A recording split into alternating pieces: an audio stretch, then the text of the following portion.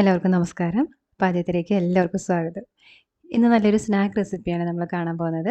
കാര ബൂന്തിയാണ് നമ്മൾ ഉണ്ടാക്കുന്നത്. പെട്ടെന്ന് ഉണ്ടാക്കാൻ പറ്റുന്ന നല്ല ടേസ്റ്റി ആയിട്ടുള്ള ഒരു വിഭവമാണ്.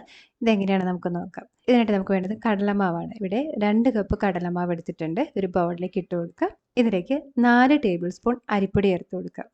വറുത്ത അരിപ്പൊടിയാണ്. ഇടിയപ്പം പത്തിരിയൊക്കെ ഉണ്ടാക്കാൻ ഉപയോഗിക്കുന്ന നൈസായിട്ട് പൊടിച്ചിട്ടുള്ള അരിപ്പൊടി.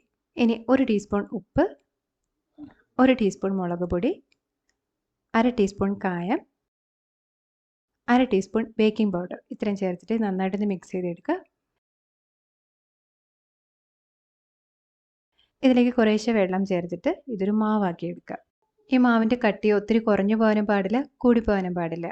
മാവിന് കട്ടി കൂടിപ്പോയാൽ നമ്മളിത് ഫ്രൈ ചെയ്യുന്ന സമയത്ത് ഇതുപോലെ ഒരു വാല് പോലെ ഉണ്ടാവും. ഇനി മാവ് ഒത്തിരി ലൂസായി പോയാൽ ഇത് നമ്മൾ ഫ്രൈ ചെയ്യുന്ന സമയത്ത് കൂടുതൽ ഫ്ലാറ്റായി പോകും. ഉരുണ്ട ഒരു ബോൾ ഷേപ്പിൽ തന്നെയായി കിട്ടണമെങ്കിൽ വെള്ളത്തിൻ്റെ അളവ് കറക്റ്റ് ആയിരിക്കണം. അപ്പോൾ ഇവിടെ മാവായിട്ടുണ്ട്.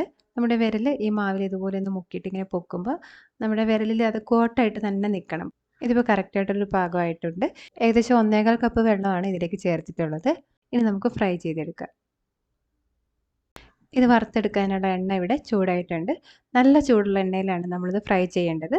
ഏകദേശം 180 ഡിഗ്രി സെൽഷ്യസ് ചൂടിലാണ് നമ്മളിത് ഫ്രൈ ചെയ്യേണ്ടത്. ഇതേപോലെ ചെറിയ ഹോൾസ് ഉള്ള ഒരു തവി എടുക്കാം. അതിലേക്ക് മാവ് ഒഴിച്ചിട്ട് ഇതേപോലെ ചുറ്റിച്ചു കൊടുത്ത് എണ്ണയിലേക്ക് ഈ മാവിൻ്റെ തുള്ളി വീഴ്ച കൊടുക്കുക. ഈ തവി ഇങ്ങനെ മാറ്റി മാറ്റി പിടിച്ചിട്ട് വേണം ചെയ്യാൻ. നമ്മൾ ഒരേ സ്ഥലത്ത് തന്നെ ഈ മാവ് വീഴ്ചാൽ മാവ് അവിടെ കട്ട കെട്ടിപ്പോകും.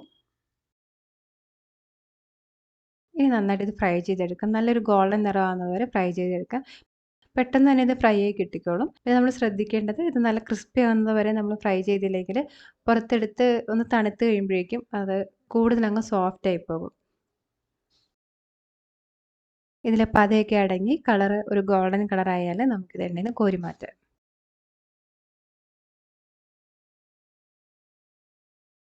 ഇനി അടുത്ത ബാച്ച് ഫ്രൈ ചെയ്യുന്നതിന് മുമ്പ് ഈ സ്പൂൺ ഒന്ന് ക്ലീൻ ചെയ്യണം. ക്ലീൻ ചെയ്യാതെ ഇതിലൂടെ മാവ് ഒഴിച്ചാൽ ബൂന്തിക്ക് ഷേപ്പ് ഒട്ടും കിട്ടില്ല.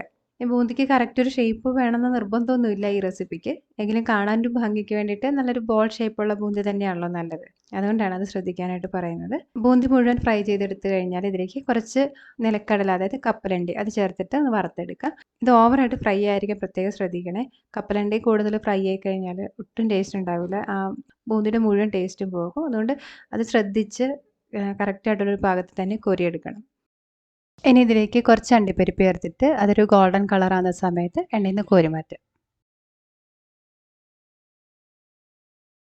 ഇനി ഒരു 2-3 തണ്ട് കറിവേപ്പിലയും കൂടി ചേർത്തിട്ട് ഫ്രൈ ചെയ്തെടുക്കുക.